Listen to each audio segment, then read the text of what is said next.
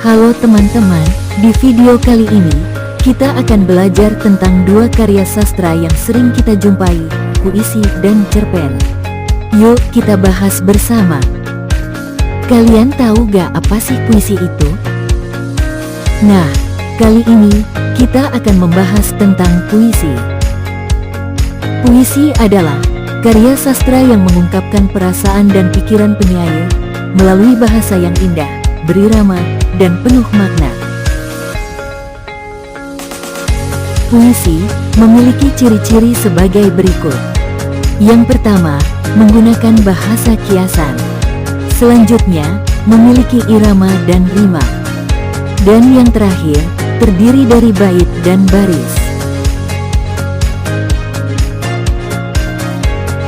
Jenis-jenis puisi. Puisi lama adalah puisi yang terikat oleh aturan-aturan baku seperti jumlah baris, rima, dan irama, serta biasanya bersifat anonim dan berkembang secara lisan, contohnya pantun dan syair. Puisi baru adalah puisi yang lebih bebas dalam bentuk dan gaya, tidak terikat aturan lama, dan biasanya mencerminkan ekspresi pribadi penulisnya.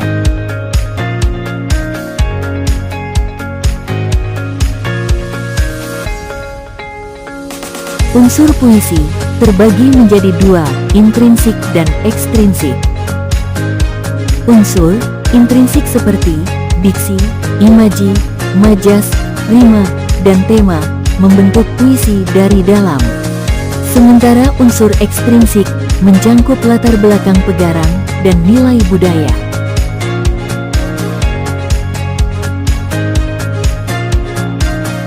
Struktur puisi ada dua, yaitu struktur fisik dan struktur batin.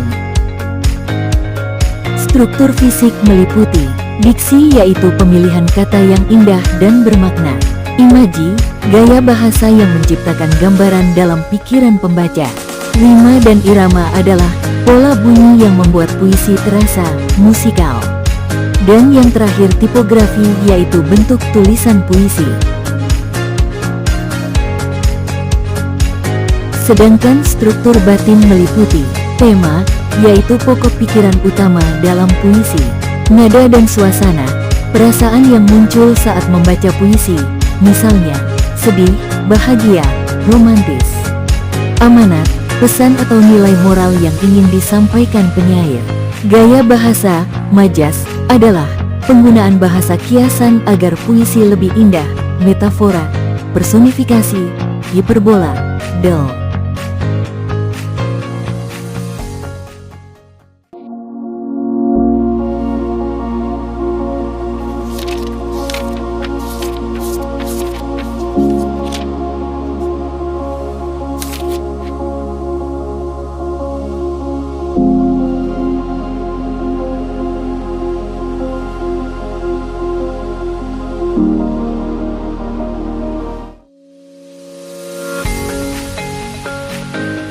Cerpen adalah cerita pendek bersifat fiktif, berfokus pada satu konflik, dan dapat dibaca dalam sekali duduk.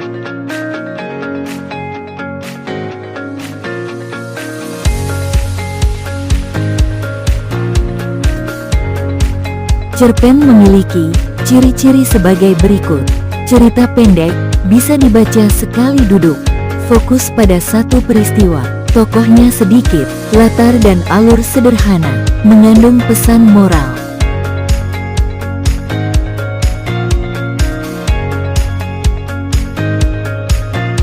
Unsur cerpen terbagi menjadi dua. Yang pertama unsur intrinsik, mencakup tema, penokohan, latar, alur, sudut pandang, gaya bahasa, dan amanat. Sedangkan unsur ekstrinsik meliputi latar masyarakat, pengarang, dan nilai-nilai kehidupan.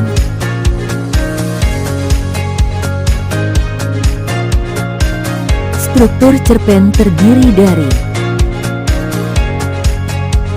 abstrak, orientasi, komplikasi, resolusi, dan yang terakhir, koda, sebagai penutup atau kesimpulan cerita.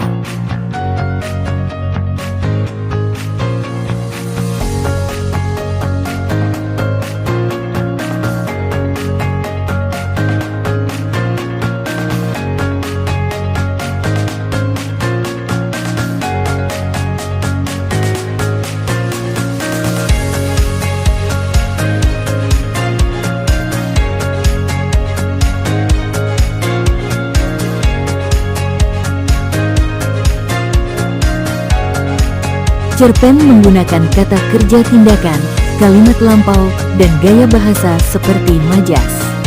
Cerpen juga memiliki fungsi rekreatif, estetis, moralitas, didaktis, dan religius.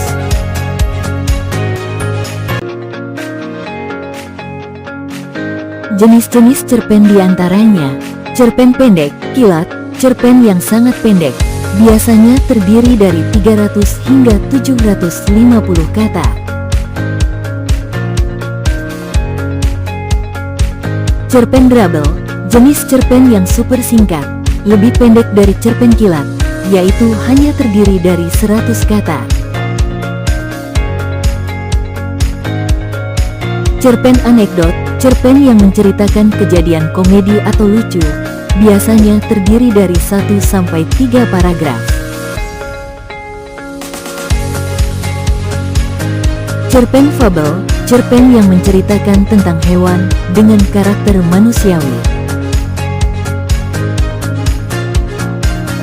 Cerpen panjang, cerpen yang terdiri dari 5.000 sampai 10.000 kata, dengan alur cerita yang lebih panjang dan santai. Masing-masing jenis cerpen mempunyai daya tarik tersendiri. Berikut adalah contoh dari puisi. Menyerah bukan berarti kalah. Senja kembali dibungkam luka. Jalanan dekil semakin penuh kerikil.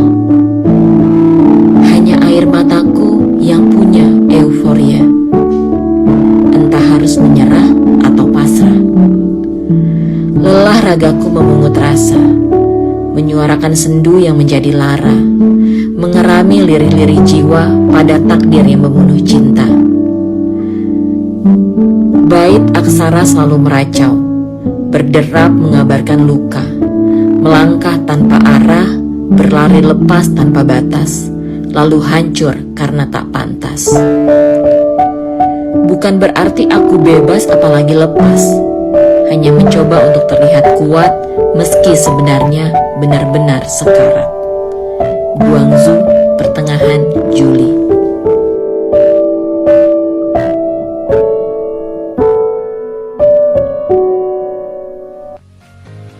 Nah, itu tadi pembahasan lengkap tentang puisi dan cerpen. Yuk, terus eksplorasi karya sastra Indonesia, karena setiap kata menyimpan dunia yang luar biasa. Terima kasih telah menyaksikan video ini. Semoga bermanfaat dan sampai jumpa di video selanjutnya.